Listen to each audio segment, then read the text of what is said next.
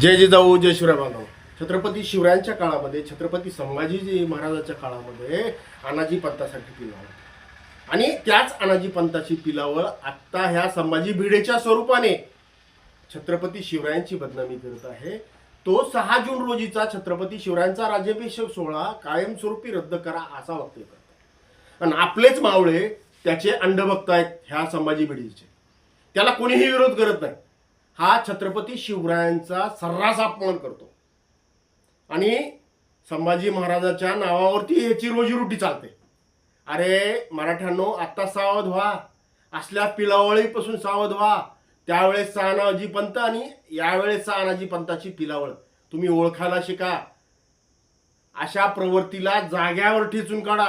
ह्या संभाजी भिडे हा असा नीच अवलाद आहे की छत्रपती शिवरायांचा अपमान करतो.